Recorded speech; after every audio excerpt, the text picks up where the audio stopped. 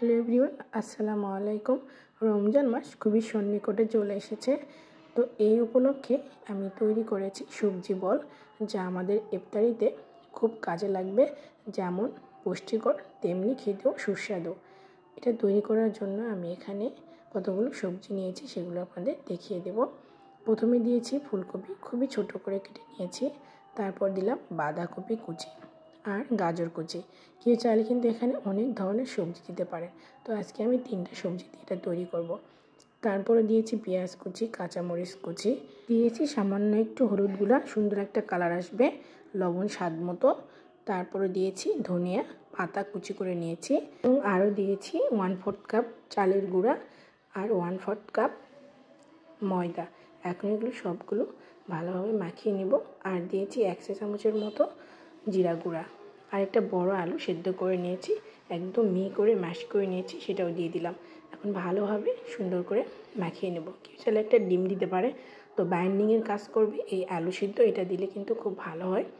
সবগুলো আমার তৈরি করা হয়ে গেছে, গোল গোল করে তৈরি করে নিয়েছি। এখন আমি আরেকটা বাটিতে নিয়ে নিলাম 1/3 কাপের মতো ময়দা, দিয়ে দিব লবণ আর সামান্য একটু মরিচ গুঁড়া। প্রথমে শুকনো উপকরণগুলো একটু মিশিয়ে নেব। তারপর এখানে নর্মাল তাপমাত্রার পানি দিয়ে একটা ঘন ব্যাটার তৈরি করে নেব। একবারে পানি দিব না, একটু একটু করে পানি দিব, তারপর এটা তৈরি করে নেব। তো এখন আমার ব্যাটারটা তৈরি করা হয়ে গেছে, একটু ঘন করে তৈরি করেছি।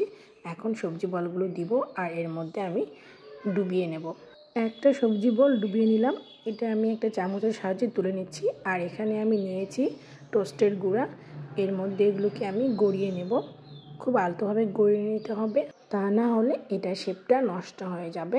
কেউ চাইলে কিন্তু এই সবজি বলগুলো চ্যাপ্টা করে তৈরি করতে পারে, তবে আমি গোল করে তৈরি করে নিয়েছি।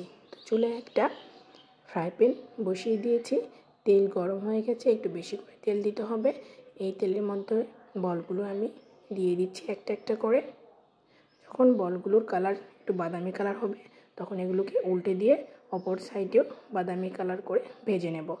আমার পছন্দের কালার চলে এসেছে, এখন এগুলোকে আমি তেল থেকে তুলে নেব।